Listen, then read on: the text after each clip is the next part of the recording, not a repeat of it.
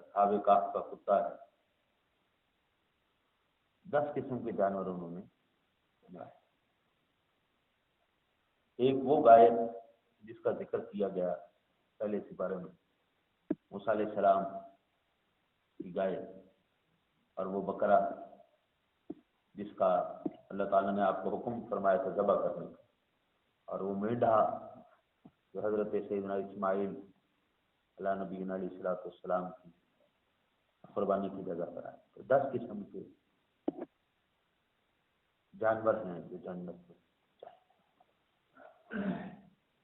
یہاں سے امام ابن زید نے کہا کہ اس سے مراد اللہ تعالیٰ کے حکم میں تعقل ہے۔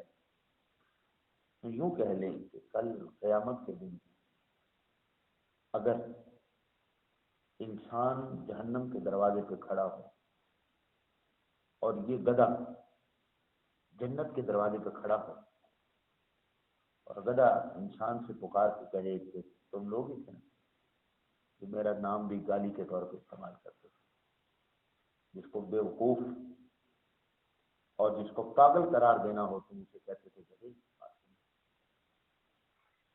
آج وہ بیوقوف گدھا جنت میں جا رہا ہے اور عقل والا انسان جہنم میں جا رہا ہے۔ اور جانور چھوڑیں، کتا جو ہمارے نزدیک ذلت، پستی اور خاری کی نشانی ہے، اگر وہ کتا جنت کے دروازے پر کھڑا ہو کے جہنم کے دروازے پر کھڑے انسان سے کہے کہ انسان تو میرا نام بھی گالی کے طور پہ استعمال کرتا تھا، آج مجھے صرف اتنا بتا، ذلیل کون ہے اور آج عزت کس کو مل رہی ہے؟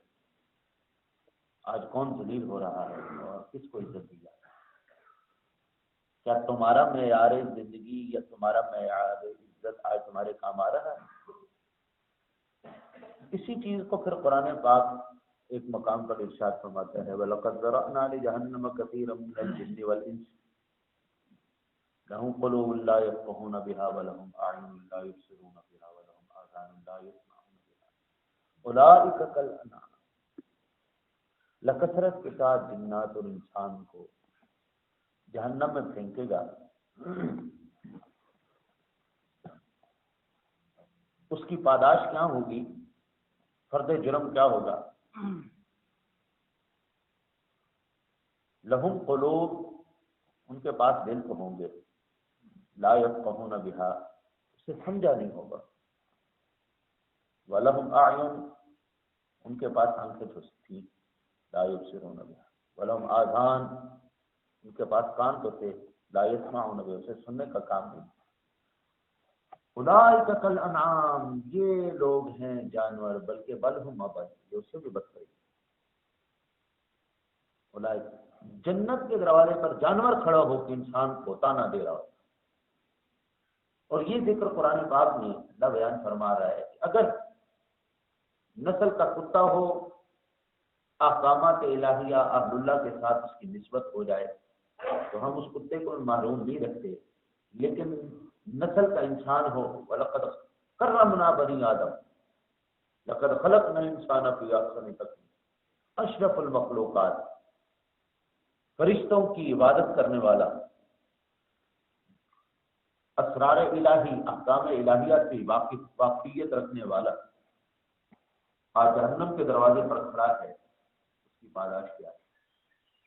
میں جب یہ بات سوچتا ہوں تو ایک دفعہ روح تڑپ اٹھتی ہے کہ کتا صرف انسان سے یہی کہہ دے کہ مجھے تو تم آدھی روٹی وہ بھی سوکھی ٹکڑے ڈال دیا کرتے تھے، تو میں اس آدھے ٹکڑے کی حجا یہ کرتا تھا تمہارے ساتھ کہ تمہارا در نہیں چھوڑتا تھا، ایک آدھے ٹکڑے سوکھے ٹکڑے کے بدلے میں تمہارا در نہیں چھوڑتا تھا انسان، تو نے اپنا اس مالک کا در چھوڑ دیا، اس اپنے مالک کا کرم چھوڑ دیا، اس کا فضل چھوڑ دیا جس نے سر سے لے کے پیروں تک تجھے نوازا تھا۔ وہاں پر کوئی جواب نہیں ہوگا انسان، کوئی جواب نہیں۔ آج لے ان کی پناہ، آج مدد مانگنے سے، کل نہ مانیں گے قیامت میں۔ فرعون بھی جس وقت دیکھ رہا تھا کہ آپ سمندر اوپر آیا اور اب موت آئی تو فوراً پکار اٹھا آمنا برب موسیٰ و ہارون، آمنا برب موسیٰ، نہیں اب نہیں، اب وہ ہو گیا سو ہو گیا، وقت گزر گیا۔ بھئی قبر میں جب ڈنڈے پڑیں گے تو بڑے سے بڑا مجرم بھی مان جائے گا، حشر میں جس وقت قہاریت جباریت دیکھے گا اس وقت تو پھر ہر کوئی مان جائے گا۔ عالم ارواح میں ہر ایک نے اس بات کا اقرار کیا تھا، قالوا بلا الست بربکم، کیا میں تمہارا رب نہیں؟ قالوا بلا تو ہمارا رب۔ کل محشر میں پھر اس بات کا اقرار ہوگا، این الجبارون این القہارون، کدھر گئے وہ جبار وہ قہار، این الملوک، بادشاہ کدھر گئے؟ وہ زمین کا چپا بھی تم غریب کو نہیں دیتے تھے، اور ہزاروں کنالوں پر تمہارے اپنے محلات تھے، کدھر وہ بادشاہ کدھر ہے؟ بادشاہ کدھر ہے؟ بادشاہی کرنے والے راج دکھاؤ، کہاں ہے نمرود، کہاں ہے حامان، کہاں ہے شداد، کدھر گئے دنیا کے بڑے بڑے سکندر؟ تو خود ہی فرمایا للہ الواحد القہار، آج ایک ہی بادشاہ کی بادشاہی، آج ایک ہی مالک ہے۔ تو کہاں گئے؟ اگر یہ سوالات جانور ہم سے کریں، جانور، ایک طرف کتا کھڑا ہے، ایک طرف گدھا کھڑا ہے، ایک طرف مچھلی کھڑی ہے، سلیمان علیہ السلام کی وہ چیونٹی جس کو کبھی ہم خاطر میں بھی نہیں لائے، کبھی ہم نیچے نگاہ کر کے چلے ہی نہیں، کتنی مسلی گئی، کتنی ماری گئی، ہم نے کبھی توجہ ہی نہیں کیا۔ قالت نملۃ یا ایھا النمل ادخلوا فی مساکنکم لا تحطمنکم سلیمان وجنودہ وانتم لا تشعرون۔ قرآن اس چیونٹی کا ذکر کر رہا ہے، اور وہ چیونٹی بھی جنت میں جائے گی، وہ چیونٹی جنت میں جائے گی، اور جنت کے دروازے پہ کھڑی ہو کے چیونٹی انسان کو تانا مارے کہ تم وہی تھے نا جس نے کبھی خیال ہی نہیں کیا، پرواہ ہی نہیں کی، جان تو میری بھی جان تھی، خالق تو میرا بھی اللہ ہی تھا، رازق میرا بھی اللہ ہی تھا، تم نے میری کبھی پرواہ ہی نہیں کی۔ اتنی حقیر سی شے جو ہمارا موضوع سخن بھی نہیں رہتی، ہماری گفتگو کا جو ہے وہ مضمون ہی نہیں رہتی، اتنی حقیر شے وہ کھڑی ہو کے جنت کے دروازے پر، جہنم کے دروازے پر انسان کو تانا مارے گی، تو کیا جواب ہوگا انسان کہ میں جنت جا رہی ہوں، تم کدھر ہو، تمہارا کیا؟ تو یہاں پر فرمایا گیا حکمت یہ شے ہے کہ کل قیامت والے دن اس تانے کو نہ برداشت، یہ ہے عقل، یہ ہے حکمت۔ اور پھر واضح فرما دیا گیا وما یذکر الا اولو الالباب، کہ صرف عقل والے ہی نصیحت قبول کرتے۔ حکمت خداوندی یہ اللہ تعالیٰ کا سب سے بڑا انعام ہے کہ اس کے احکامات کے اوپر دیکھیں، جب تک دل کے اندر محبت نہیں ہے،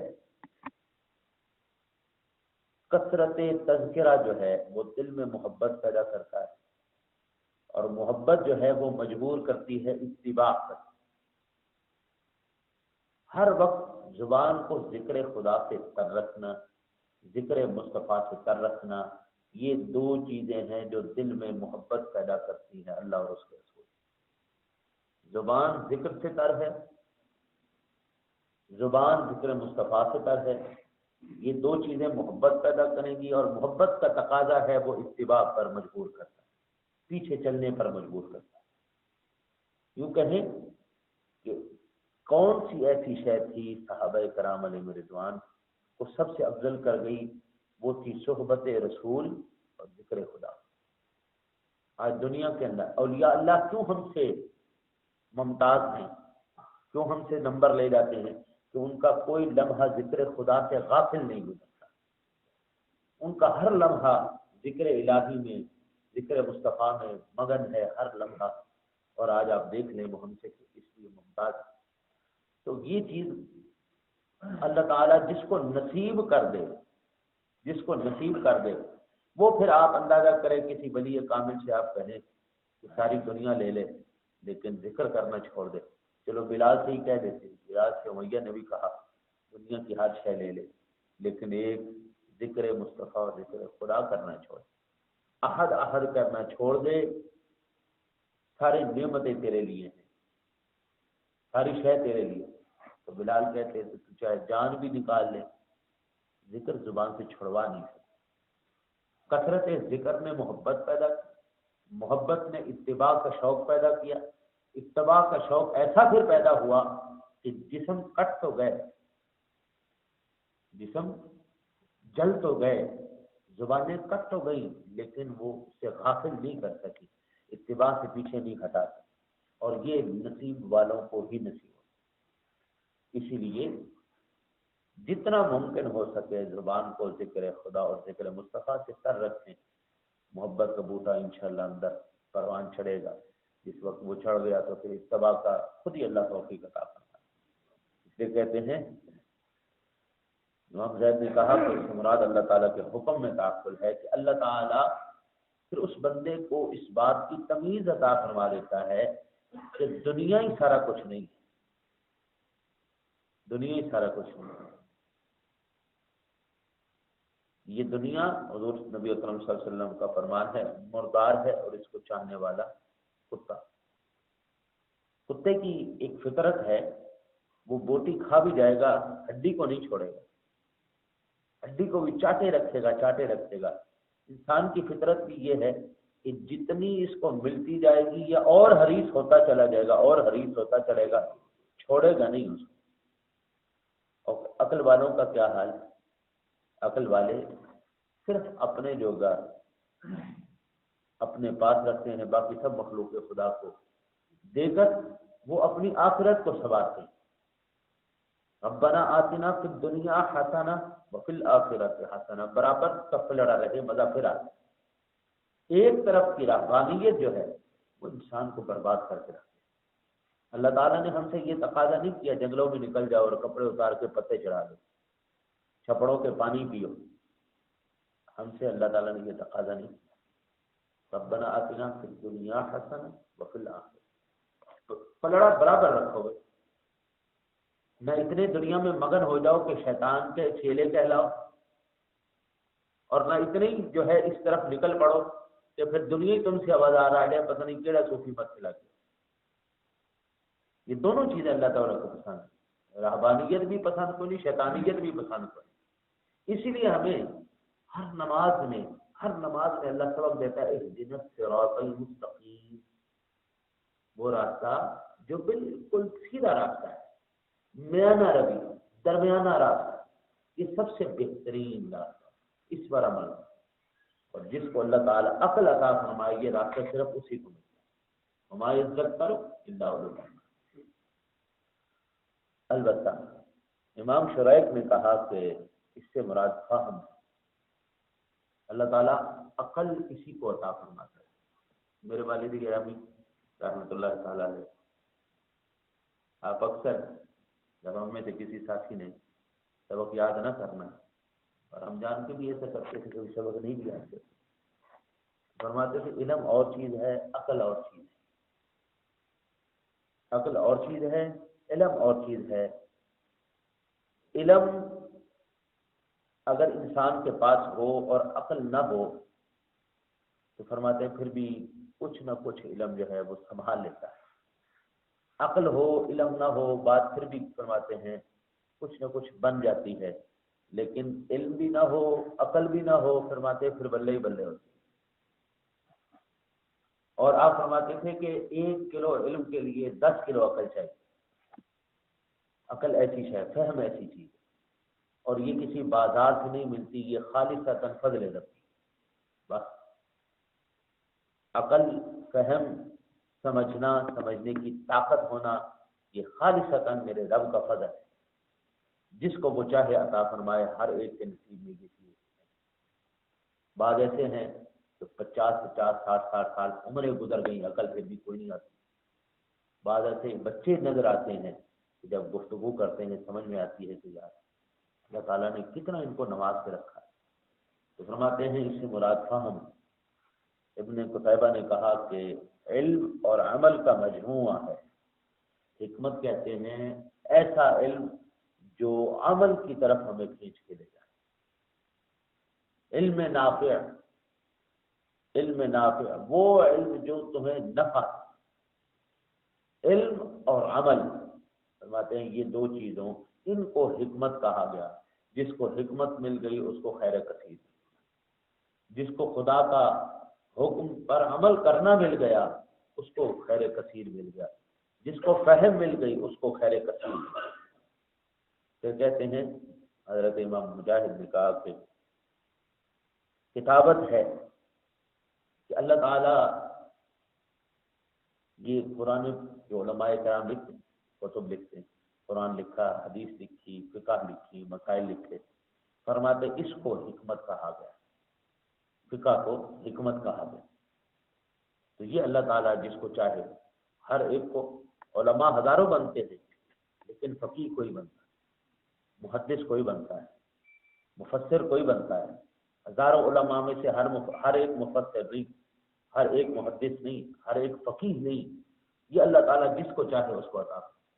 امام بہت سے گزرے ہیں، امام شافعی گزرے ہیں، امام مالک گزرے ہیں، امام احمد گزرے ہیں، لیکن امام اعظم جیسا کوئی نہیں۔ صحابہ بڑے گزرے ہیں، بڑے صحابہ قرآن گزرے ہیں، لیکن صدیق جیسے صحابی کوئی نہیں گزرے۔ شجاع بڑے گزرے ہیں لیکن عمر جیسے شجاع نظر نہیں آئے گا۔ حیا والے بڑے گزرے ہیں لیکن عثمان جیسا حیا والا نظر نہیں آئے گا۔ یہ چیزیں جو ہیں فرمایا اس سے مراد یہ ہے۔ المقنع نے کہا کہ جس چیز کی صحت کی عقل گواہی دے اس کو حکمت کہا۔ امام قشیری نے کہا کہ اللہ تعالیٰ کے احکام میں غور و فکر کرنا اور ان کا اتباع کرنا۔ اللہ تعالیٰ نے کیا اس دنیا کو فضول پیدا کیا ہے، دنیا کی کھیل کو فضول پیدا کیا۔ فَحَسِبْتُمْ أَنَّمَا خَلَقْنَاكُمْ عَبَثًا وَأَنَّكُمْ إِلَيْنَا لَا تُرْجَعُونَ۔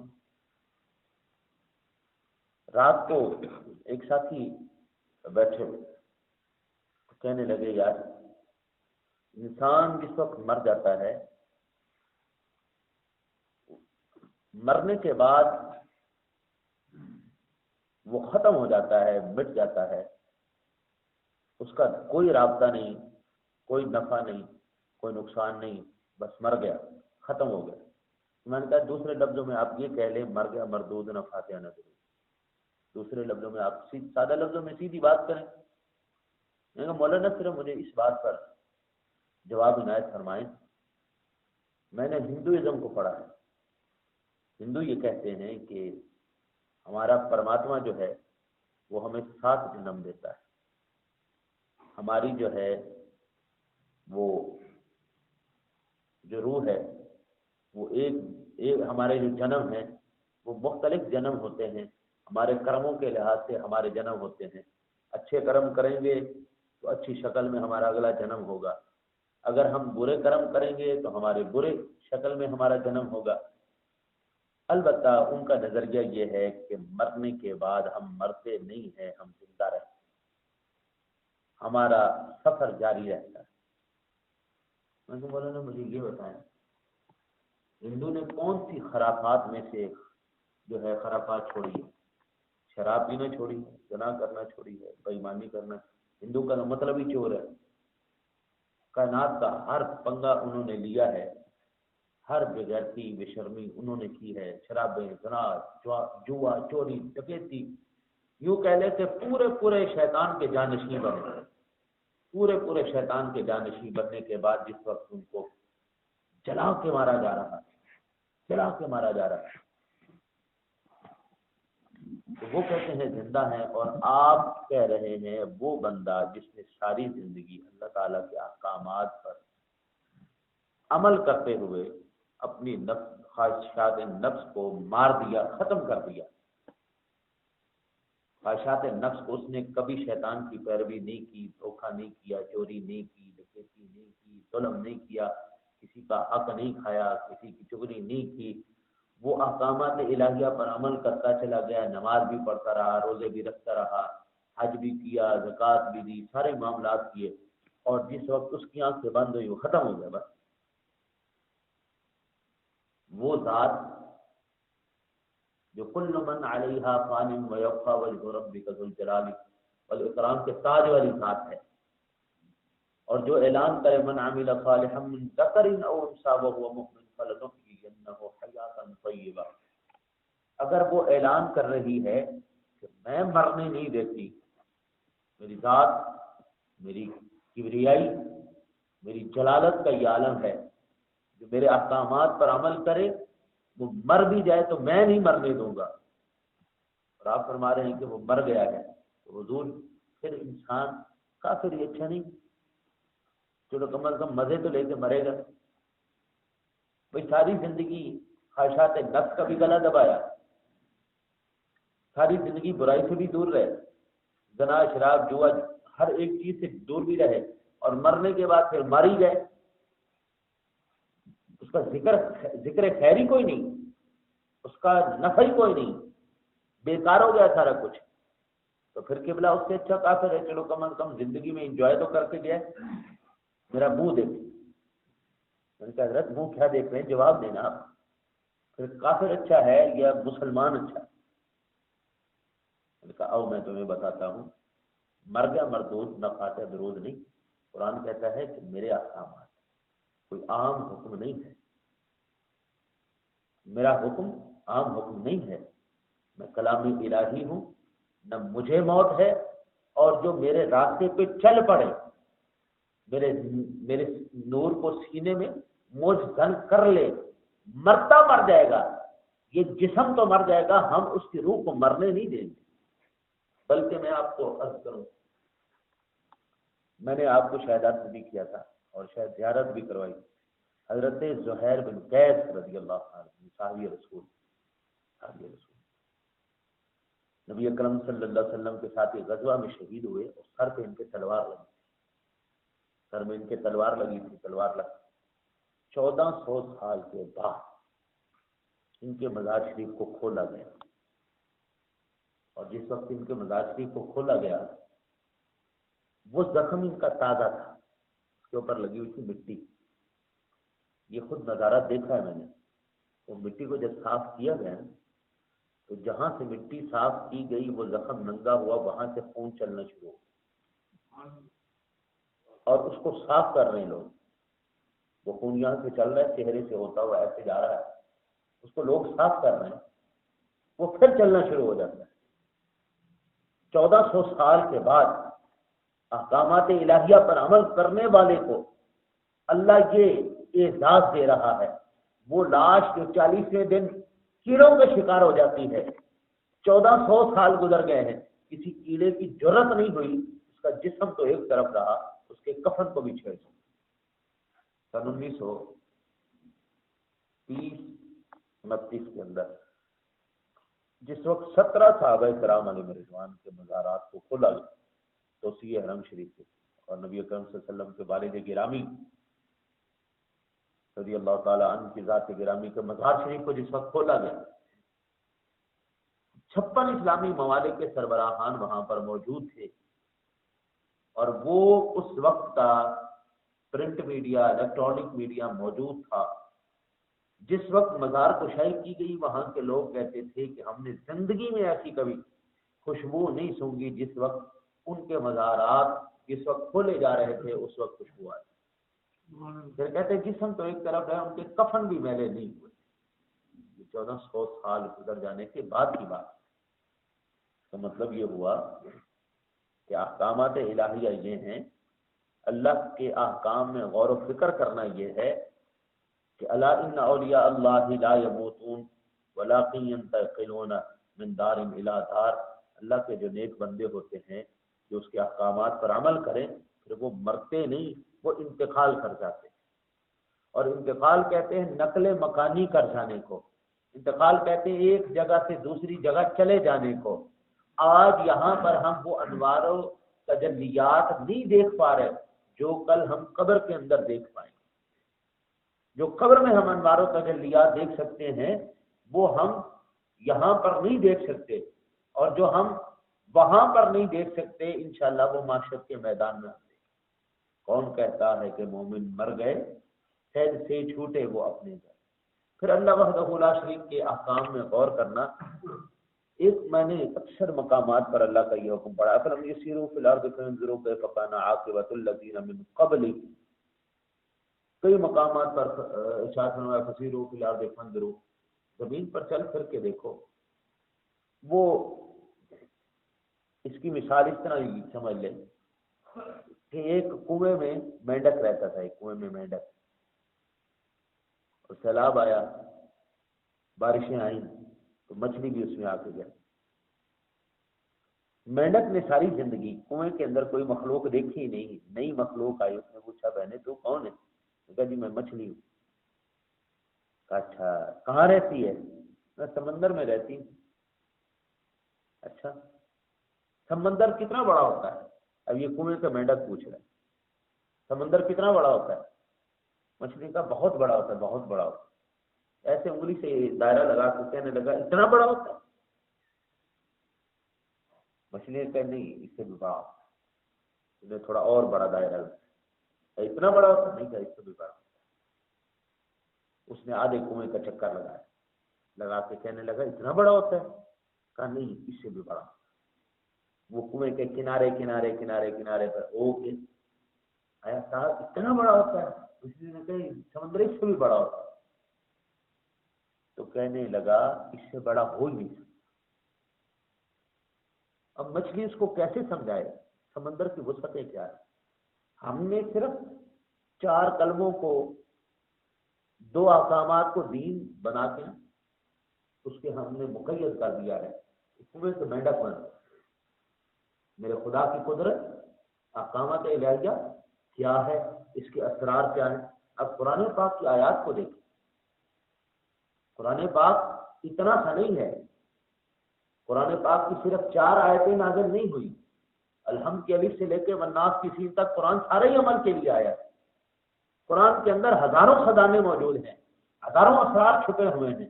یار ہم نے کنویں کے مینڈک کی طرح صرف 4 آیتوں کا درس دینا، 4 آیتوں کی تبلیغ کرنا، 4 آیتوں کو پڑھ کر سنانا یہ اپنا شیوا بنا لیا ہے. اور کبھی ہمیں ایسا کوئی اہل اللہ مل جائے، اللہ والا مل جائے جو ہمیں یہ بات سمجھانے کی کوشش کرے کہ دین صرف اتنا سا نہیں ہے، دین بہت وسیع ہے. صرف اسرار الہی اتنے سے نہیں ہے، احکام الہی اتنے سے نہیں ہے، اس کے بہت بڑے خزانے ابھی موجود ہیں. تو ہم کہتے ہیں جا جا نواں دین چوک کے لے آئے ہیں. ہم کنویں کے مینڈک بن چکے ہیں. تو کہتے ہیں حکمت سے مراد ہے احکامات الہیہ میں غور و فکر کرنا. سیروا فی الارض فانظروا کیف کان عاقبۃ الذین من قبلہم کا تو پھر تصور ہی ختم ہو جاتا ہے. اگر صرف مسجدوں کے اندر دین محدود ہے تو پھر تصور ہی ختم ہو گئے ان آیات مقدسات. فسیروا فی الارض فانظروا کیف کان عاقبۃ المنذرین ادھر گئے. بھائی بہت وسیع ہے، بہت وسیع ہے. یہ سمندر ہے، اس میں غوطے لگانے پڑیں گے. تو یوں کہیں کہ اللہ وحدہ لا شریک ہماری عقلوں کو کھول کر ہمیں سمندر کا تیراک بنانا چاہتا ہے، اور ہم کنویں کے مینڈک بن کے وہیں پر بضد ہیں کہ نہیں ہم نے یہاں سے نہیں نکلنا، ہم نے یہی پہ رہنا. ہم نے دنیا چاند سے بھی آگے نکل گئی، ابھی تک ہم بدعت اور شرک کے فتووں سے ہی باہر نہیں، ابھی ہم اس کی چکر سے باہر نہیں آ رہے. اللہ تعالیٰ سے دعا ہے اللہ تعالیٰ ہمیں سمجھنے کی عمل کرنے کی. السلام علیکم.